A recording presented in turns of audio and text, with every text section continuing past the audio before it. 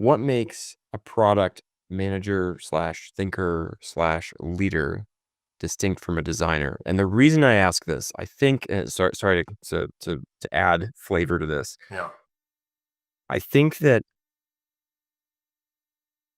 the core game space, the console, the PC, these sorts of places, where we're really trying to dive in, for the last X number of decades, designers have just filled in That's right.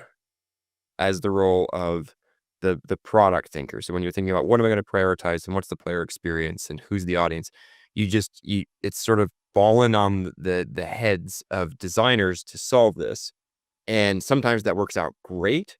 And I've known many designers who easily pick up that mantle and run with it. And I've also known designers where that seems like it's not their strength. And Riot very early on kind of pioneered the idea of we're going to have people who aren't designers, but who are good at this product thinking thing. Yeah. And there are a couple other big companies that do this. Obviously, it's all over mobile, like we were just talking about. Like it's much more entrenched there, but it's still not quite there. I think in whatever you want to call it, classic AAA development or something like that. Yeah. We still default to like this is the designer, and so yeah. What is the distinction as someone who's filled both roles on different teams? For me, succinctly and somewhat reductively, product people think about opportunities and designers think about solutions. For me,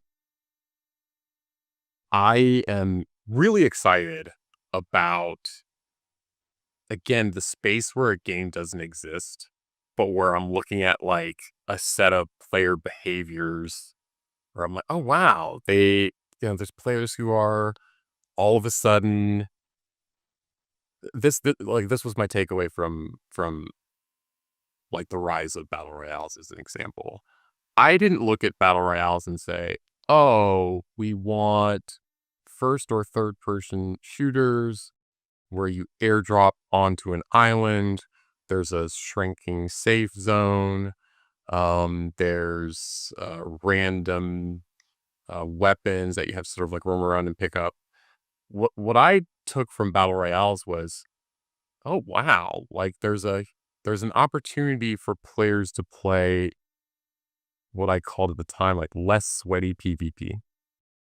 And I thought that was really interesting. As someone who had been playing a lot of PvP my entire life, you know, I was definitely into the sweat. I was playing fighting games and playing MOBAs. These are games that almost like make you angry when you play them. You go in with a set of expectations about your skills and the skills that you developed. You play them to test your skills. You're happy when you win and you're mad when you lose. And here was this new kind of way of playing PvP games where you almost had no expectations about winning. Going into the match and thinking like time to come in first was just not a mindset that I think a lot of people had when joining like a battle royale. Sure, some, but that wasn't the only reason, the only good reason to engage with a battle royale. And I thought that was really interesting.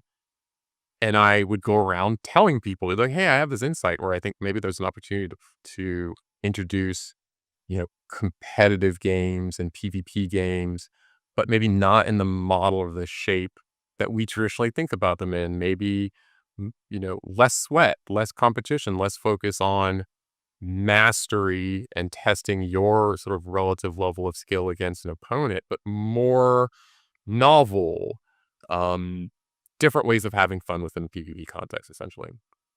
And I thought that that was a great insight, and I loved sharing that with people. But when people would ask me, oh, like what? I had no interest in that answer. Like I wasn't going to say, okay, now I'm going to spend some time developing the solution. I'll go tell you exactly what should fit in this opportunity space that I have identified. That's just not how my brain thinks. And that's not like, I guess I'm not a designer. Because I think that's where a designer really shines, is in that solution space of like, oh, well, I know, or I have very strong opinions about what a less sweaty, more casual PvP experience might be like, even one that doesn't look exactly like these examples over here with battle royales and their guns and their encircling safe zones and their RNG. but here are 3 or 4 different kinds of experiences, and here's how those experiences sort of like reduce that sweat level and maybe lead into other interesting parts of like the PvP experience that we think might strike a chord. Like I think that's sort of like the realms that product people and design people sort of focus on respectively. And I think that's why there's sort of like a great place in games for both of those people. Because then what I do is I take those solutions that a designer comes up with and I put them in front of players. I try to validate. I'm like, well, are we right? Are we onto something here? Like, did Yeah. we address your concerns? Are you as interested in this experience as I think you should be? Something's not working. Is it because I was wrong about the opportunity? Are we getting the solution wrong? Like, what can we do to sort of like address this and fine tune this and like make this more interesting? Like, I've just grown more interested, I think, in that part of games development, and I love working with like super smart designery type people who are really passionate and creative about that solution space. Mm, I really like that summation. You know, every discipline co-creates with every other discipline in a unique way. And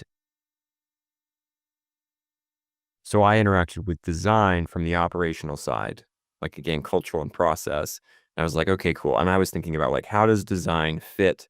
What are the things that we, what are the things that they do for the other people on the team that I need to be aware of, that I need to be like linking them into, right? Like a simple example is there was one time I rearranged seating on the team Sure, yeah. and there were a lot of people that like weren't happy with that because they were very discipline centric and I made them cross functional in seating. Yeah. And I said, hey, you can still have discipline centric meetings sometimes, but this seating, I want you to actually be integrated into and surrounded by in a cross discipline way. And it's really tough to evaluate whether that was successful or not. But one thing that was fascinating is an animator came to me a couple days after that had happened, and he said, I got more work done yesterday than I did in the previous 6 weeks because I was sitting next to the designer. Mm. And I was like, whoa. And he just said, yeah, because there was all this little stuff that only designers did. Now, for me, my mind immediately goes like, how do we make it so that you can do that stuff so that I don't need a designer to unblock your work in that sort of daily way? Yeah. But it was also just this realization of, wow, you have an interplay between animation and design that's constantly happening, right? And obviously there's ones when you create a content pipeline. And so everybody's kind of got this like loop that they've got with whatever the other disciplines are, and they probably frame that in different ways. And product and design are two that they like live in this space of, if either of these aren't firing well, Yeah. like if product's not firing well, you the designers will solve the wrong problem. That's right. And and really good designers will solve it really well. And designers who can product think will recognize that they're solving a problem and might bring that up. And again, you can have the designers who can kind of dual hat that. Yeah. Um, just like I think you can have product thinkers who can kind of delve into design a little bit and be like, here's the opportunity space. I had ideas about what solutions might look like, but that's your realm or whatever. Um, but actually like designers might be like, no, that's a really cool idea. Let me see if I can run with that. And but if you yeah, so if your product thinking isn't strong, you're going to solve really well problems that don't need solutions. Yeah. Um, and if your designers aren't strong or aren't showing up, or you've decided to like skip that part of your organization for some crazy reason, you're going to have like wonderful opportunity spaces that you can't actualize. That like as a team, you just can't create a successful thing around. And for me, like I was thinking about like how do you prioritize stuff in that world? Like who does that? Is it the designer that prioritizes it because they're building the solution? Is it the product? And like my mind goes by default, almost because of training, but perhaps also a little bit of experience. I default to like, no, the product person needs to be the one prioritizing the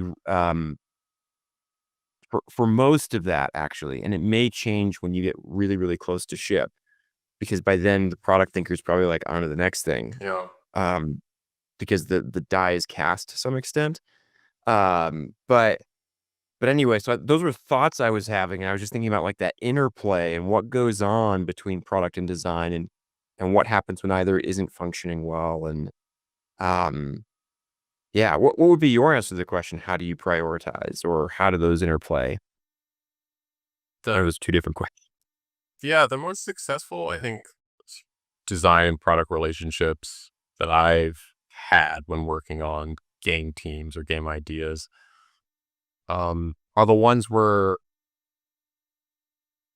the information kind of flows freely both ways, and that product and design is able to collaborate on a deeper understanding both of the problem or the opportunity that is being defined and the sort of solution that's being offered, so that they can kind of collectively work on a sort of plan of attack together or sub priorities together. So, um, on LAX, going back to that example, I had this broad idea of this opportunity space that we could tackle. And I filled in some of the detail. I was like, well, maybe the solution looks something like this.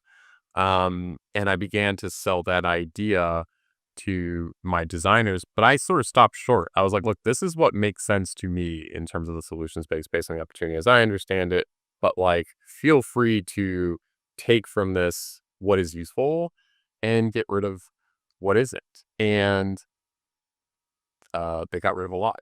And it's good, that was sort of like the ask because they're like, okay, well, based on my understanding, like this is what you're trying to do, and maybe this is a more effective way of trying to get there. And I was really appreciative of that. And then what I sort of did with that solution as I understood it was say, okay, well, based on how I understand this, in the same way that I described to you earlier, these are the things about your idea that I feel like are the highest risk, or that they're the most unproven, they're the most theoretical, they're things that maybe we as a team aren't good at making yet. These are things that have less clear demonstrated success in the market, so I can't have as much confidence around player interest or the viability of this idea as I'd like. And so I think we need to start building these things first. And I think we need to start understanding these things sooner than later. And I bring that to the team or the designers. And if I get buy-in, we're kind of off to the races. I think there probably is a world in which I can't get my team to see eye to eye, and I just have to make a call. That to me is a last resort. It's not a first option. The thing that I really enjoy about working on teams is that our our result is always greater than the sum of our parts. There's just things that teams can do when you let them do it. And the last thing that I want to do is kind of like get in the way of a team and smother them and sort of like limit the magic that they're able to create. And so as much information and context that I can provide a team as possible, that sort of unlocks their ability to maximally contribute. I feel like that's the highest responsibility, I guess, I have as a leader.